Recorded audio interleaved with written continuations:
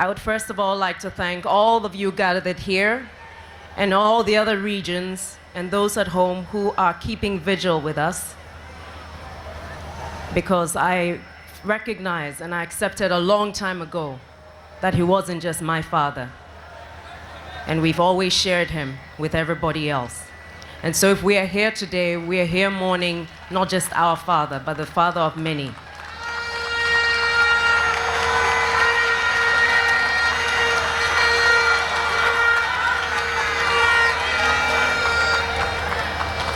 I would like to read from the Bible a couple of verses that came to me as I was told that I needed to come here and speak. And I read from Ecclesiastes chapter 3.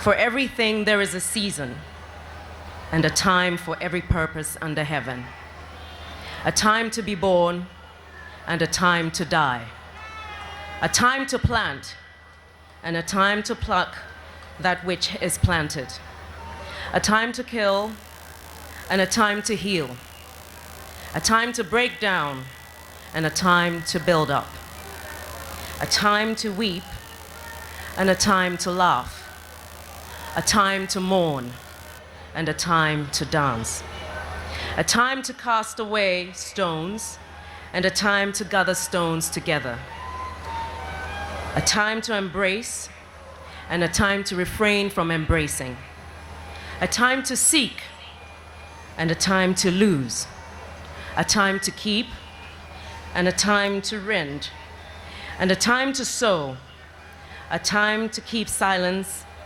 and a time to speak, a time to love and a time to hate, a time for war and a time for peace. What profit hath he that worketh in that wherein he laboureth? I have seen the travail which God hath given to the sons of men to be exercised therewith. He hath made everything beautiful in his time. Also he hath set eternity in their heart. Yet so that man cannot find out the work that God hath done from the beginning even to the end.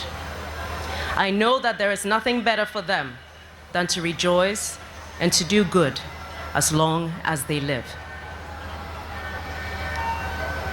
Most of the previous speakers have spoken about the values and principles that my father lived by. Values and principles which, within his power, he did everything to instill within the government that he led. An inclusive one, which even before the era of constitutional rule, understood the value of everybody's opinion being part of decision-making. As we stand here today to honor his memory, I will leave you with a quote from my father. We often get lost in the games of politics and often forget our North Star should be our principles, values, and kindness to one another. We often get lost in the games of politics and often forget that our North Star should be our principles, values, and kindness to one another. In many ways, this is summed up by the golden rule, that we treat each other as we would love to be treated. I pray that as we enter this period towards the election on the 7th of December, that we let these values live within us and we absolutely protect what we have as a nation, because that is how we will honor his memory. I thank you and God bless you all.